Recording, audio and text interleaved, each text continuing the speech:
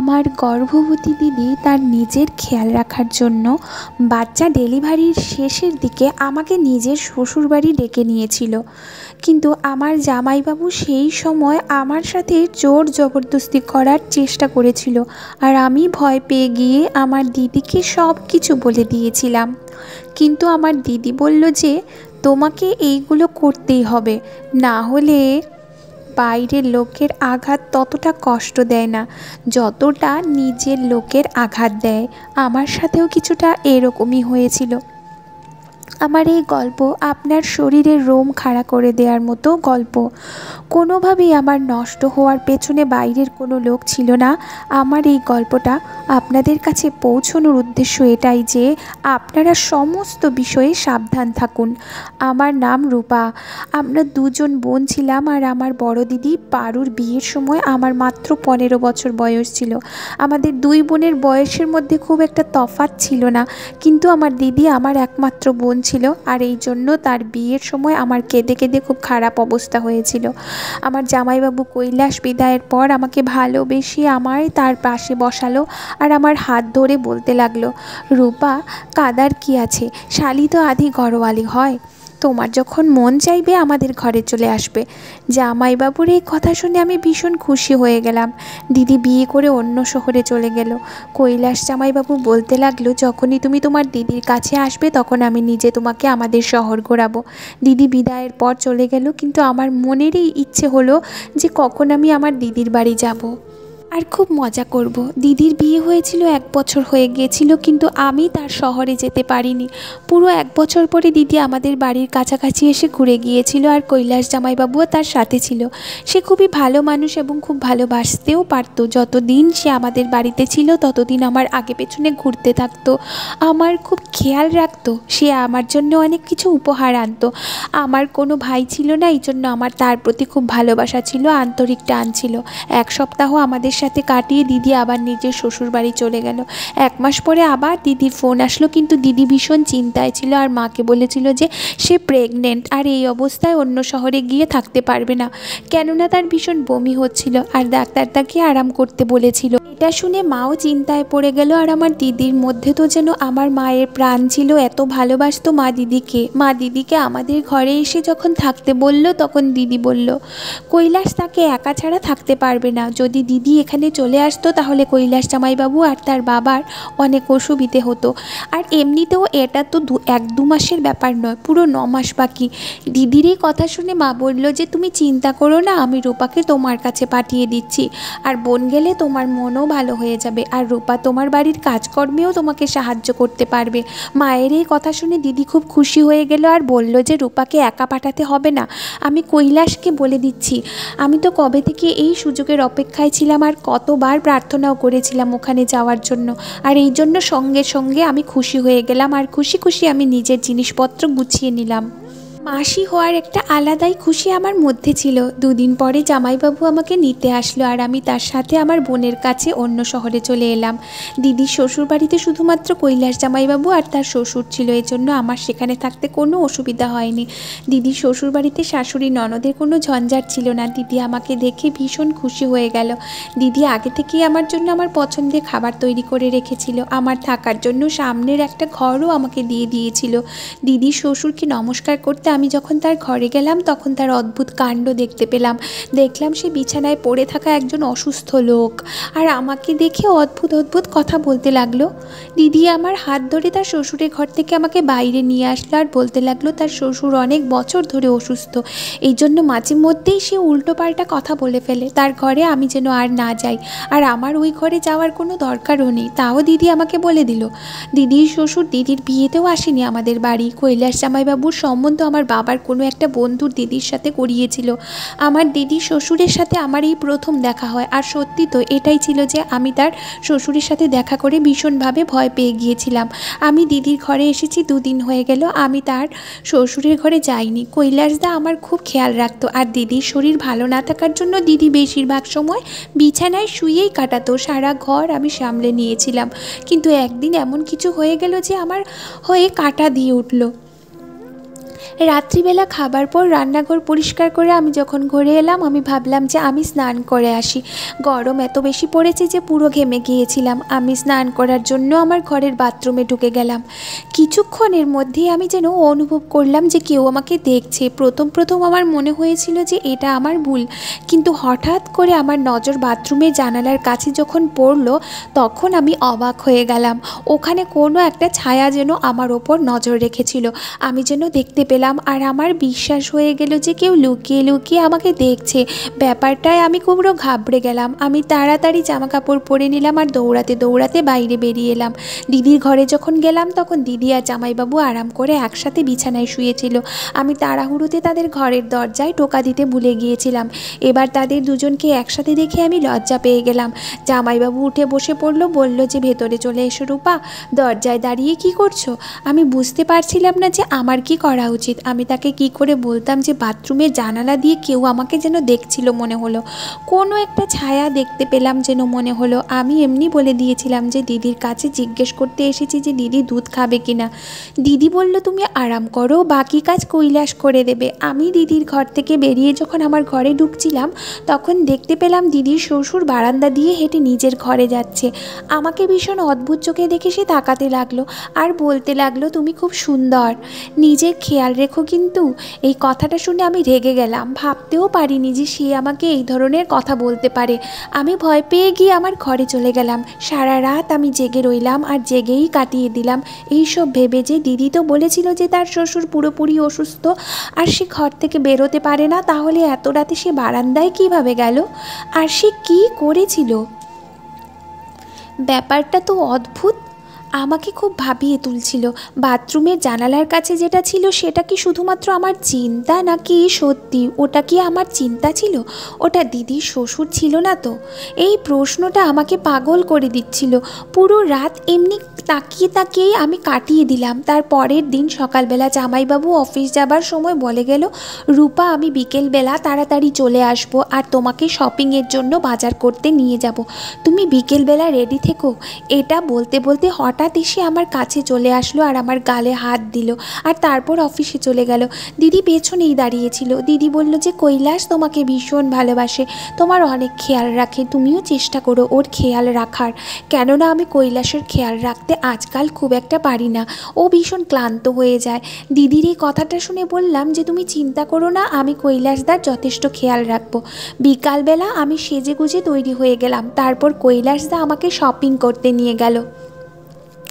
সে দিদির থেকে বেশি তো আমার জন্য শপিং করলো। আমি ভীষণ খুশি ছিলাম, কিন্তু আমি কি করে জানবো যে আমার এই খুশি বেশ কিছুদিনের জন্য মাত্র, কয়েকদিনের জন্য মাত্র। সেই রাতে আমি ভীষণ ক্লান্ত হয়ে এলাম আর খাবার খেয়েই চলে গেলাম বিছানায় আর শুয়েই ঘুমিয়ে পড়লাম। মাঝরাতে হঠাৎ করে কারেন্ট চলে গেল আর আমার গরম লাগতেই চোখ খুলে গেল। ঘুম থেকে যেন এমন মনে হলো যে কেউ আমার বিছানায় রয়েছে। ঘরের মধ্যে এত অন্ধকার ছিল যে আমি কিছু দেখতে পেলাম না। আর হঠাৎ করে যেন কেউ একজন আমার কাছে আসা শুরু করলো। আমার দম বন্ধ হতে লাগলো। আমি চেঁচাতেও পারিনি, কিন্তু যখন বুঝলাম যে আমার সাথে কিছু বাজে হতে চলছে, আমি আমার সব শক্তি দিয়ে জোরে ধাক্কা দিলাম তাকে। সে আন্দাজ করতে পারিনি যে আমি তাকে এত জোরে ধাক্কা দেবো। সে একদমই পেছনে সরে গেল আর পালিয়ে গেল আমার ঘর থেকে। আমি এখনো পর্যন্ত কিছু দেখতে পাচ্ছিলাম না, অন্ধকার অনেক বেশি ছিল। আমি দেওয়াল ধরে ধরে দিদির ঘরে গেলাম। আমি গিয়ে দিদিকে যখন ডাকলাম, দিদি আমাকে বলতে লাগলো, রূপা তুমি চিন্তা করো না, কৈলাস লাইট ঠিক করতে গেছে। মাঝে মধ্যে আমাদের বাড়িতে কারেন্ট চলে যায়, কৈলাস তাড়াতাড়ি ঠিক করে দেবে। নিজের মোবাইল ফোনে টর্চ জ্বালালো। আমার কাছে তো মোবাইলও ছিল না। আমি দিদির কাছে বসে কাঁদতে লাগলাম। একটু পরেই লাইট চলে এলো। দিদি বলতে লাগলো, তুমিও পাগল আছো, একটুখানি অন্ধকার দেখে ভয় পেয়ে গেলে, তাহলে আমার কি খেয়াল রাখবে তুমি? দিদির কথা শুনে আমি বললাম, ব্যাপারটা সেরকম নয়, আমার ঘরে কেউ একজন ছিল। আমার কথা শুনে দিদি জোরে জোরে হাসতে লাগলো। বলল যে কৈলাস আমার সাথে আমার ঘরে ছিল, আমার শ্বশুর ঘর থেকে বেরোতেই পারে না, তুমি অন্ধকারের জন্য ভয় পেয়ে গেছো, কোনো ব্যাপার না।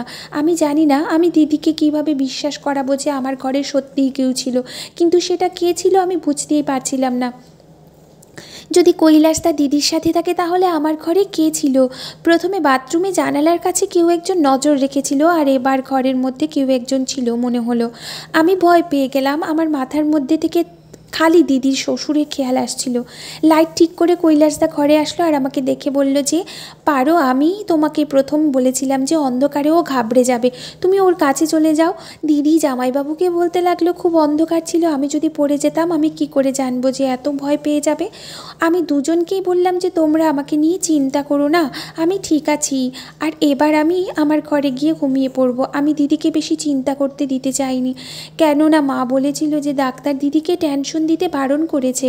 আমি ভয় পেতে পেতে নিজের ঘরে এলাম আর দরজা ভেতর থেকে লক করে বিছানায় শুয়ে পড়লাম। ঘুম তো আমার আসছিল না কিছুতেই। আমি ভাবছিলাম যে কোনো না কোনো বাহানা করে ঘরে চলে যাই। পুরোটাই আমার মিথ্যা সন্দেহ ছিল না, এই ব্যাপারটায় আমার পুরো বিশ্বাস ছিল।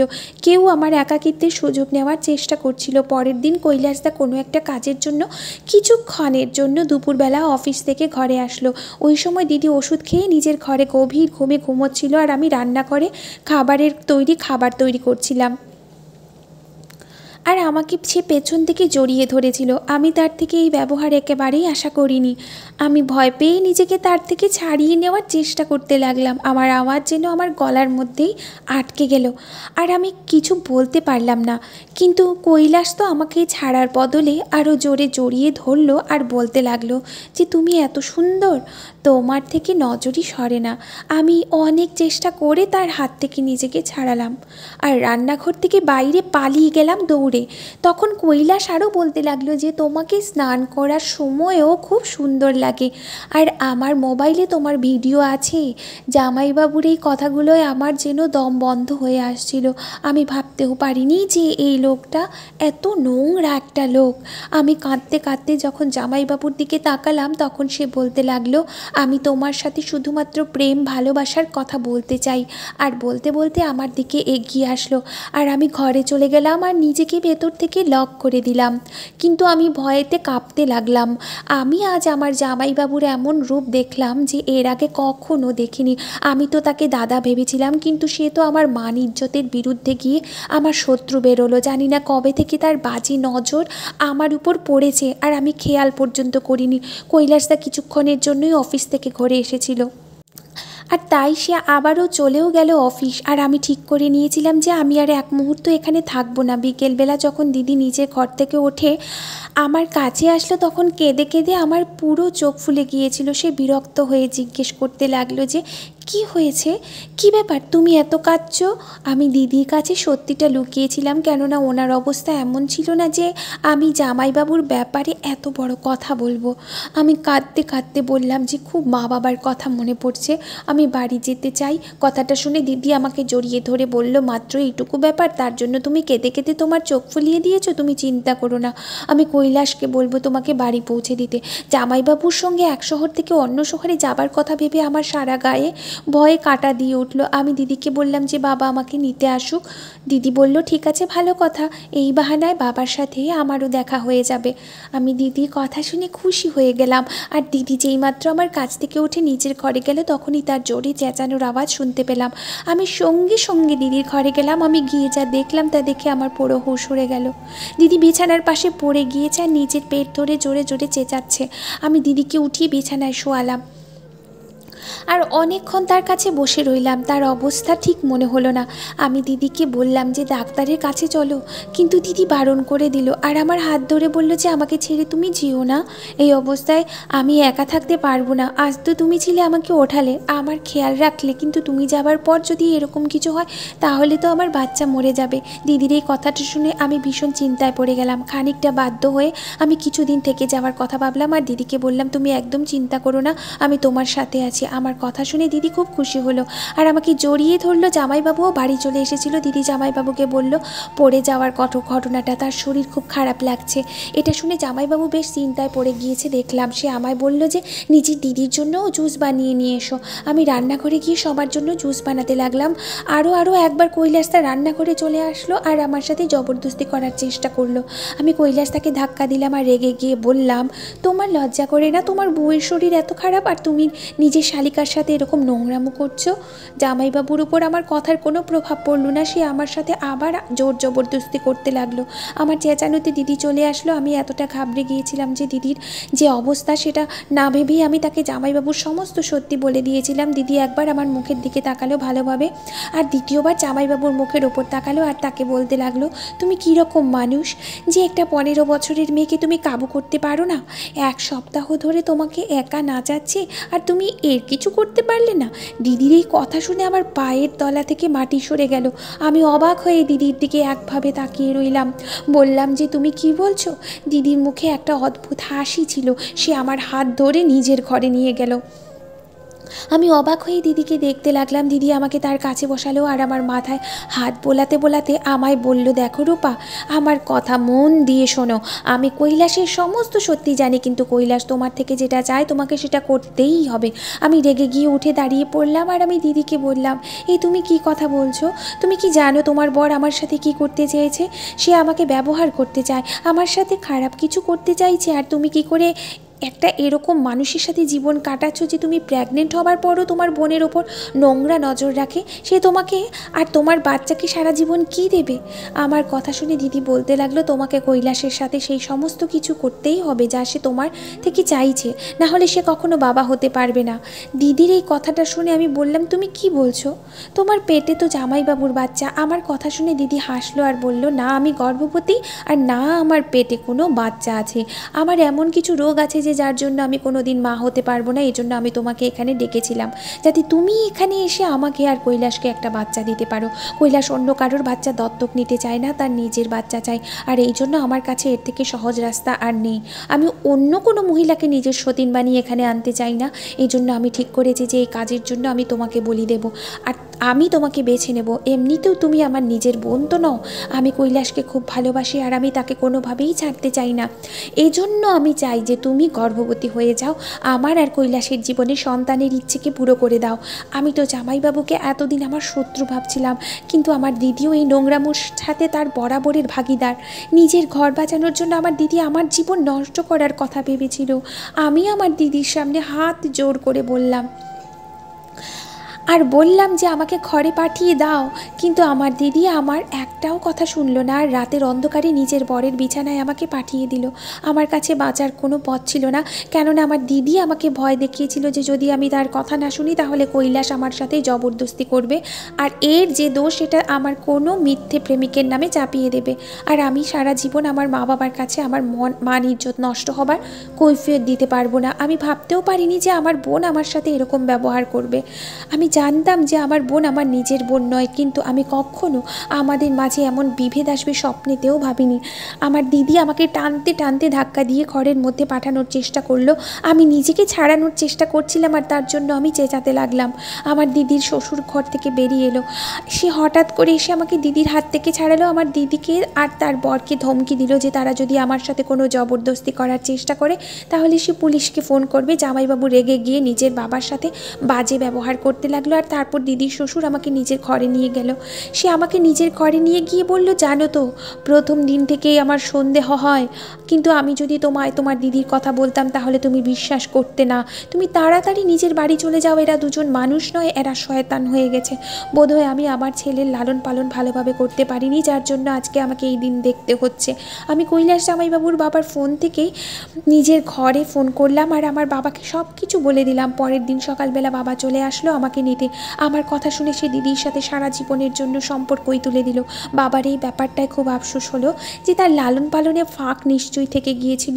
আর আমি ভাবতে লাগলাম যে আমার কোনো সেই ভালো বিষয়টা কাজে লেগে গেল যে কৈলাসের বাবা আমার আওয়াজ শুনে আমাকে বাঁচাতে চলে আসলো।